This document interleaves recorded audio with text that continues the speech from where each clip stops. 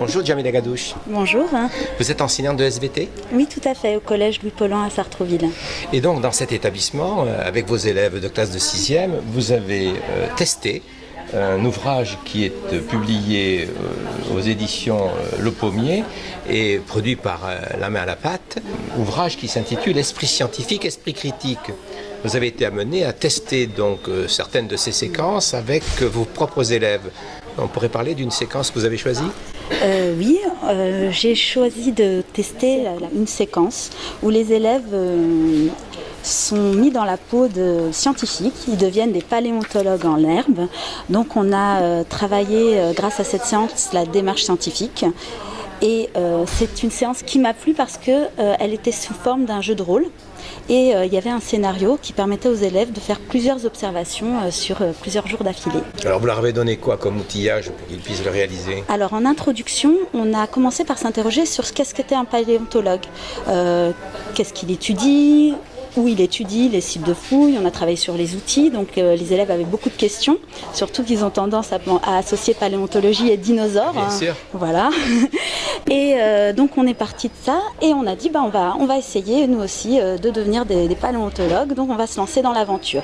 Donc on a pendant 3 jours, chaque jour récolté des petits os que les élèves ont observés, ils les ont décrits et à partir de leurs observations, ils ont dû formuler des hypothèses. Ils travaillaient en équipe de paléontologues et au sein de cette équipe, il fallait discuter parce qu'on avait plusieurs hypothèses, laquelle on retenait, laquelle était la plus plausible. Si on regarde les os, ça ressemble à un bec, alors je pense que c'est un oiseau. Mais non, mais c'est bizarre, c'est pas une aile, je crois. Au fur et à mesure des observations, au fur et à mesure des jours, finalement, leurs hypothèses évoluaient.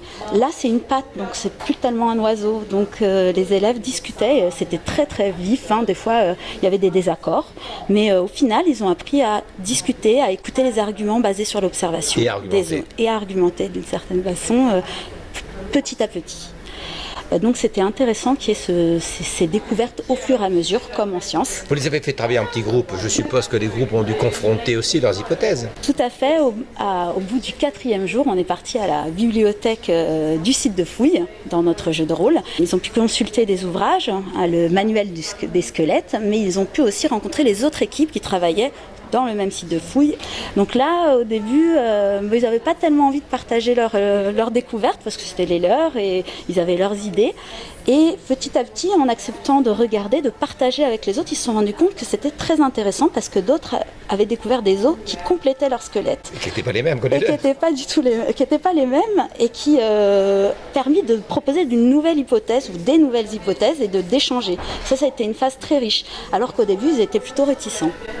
Il a bien fallu ensuite faire un compte-rendu de leur découverte. Comment ça s'est passé? Eh bien oui, parce qu'ils ont été paléontologues jusqu'au bout des ongles, on va dire. Ils ont ensuite préparé un petit oral rapide. Ils sont en 6e, en début d'année. Et ils ont présenté leur hypothèse, leurs arguments. Pourquoi ils avaient choisi cette hypothèse. Et ils sont passés devant la classe, groupe après groupe. Et on a ensuite noté quelles avaient été les hypothèses et les arguments de chaque groupe. Et on n'a pas donné la réponse, on était en phase de recherche. Donc à ce stade-là, voilà, on a une hypothèse qui se dégageait.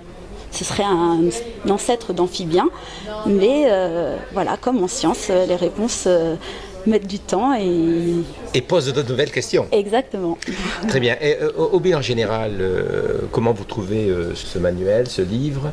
Est-ce qu'il vous a été utile? Est-ce qu'il vous est utile aujourd'hui dans vos démarches pédagogiques avec vos élèves du cycle 3? Alors tout à fait. J'ai beaucoup apprécié le fait de travailler la démarche la démarche scientifique en zoomant sur des étapes. Par exemple là sur la formulation d'hypothèses, oui. Mais sur une autre séquence, ça a été sur la proposition d'un protocole d'observation, de test. Et puis petit à petit, la démarche, les élèves se la sont appropriés. On n'a pas fait une fiche méthode en disant voilà la démarche. Non, on a fait des séquences au fur et à mesure de l'année. Et à la fin de l'année, ils ont pu d'ailleurs présenter une démarche qu'ils avaient mis en place pendant plusieurs semaines. Donc j'espère qu'on va pouvoir continuer à enrichir ça sur le cycle, ces élèves de 6e, sur la suite en 5e, 4e, 3e, le cycle 4. Merci beaucoup. C'est moi.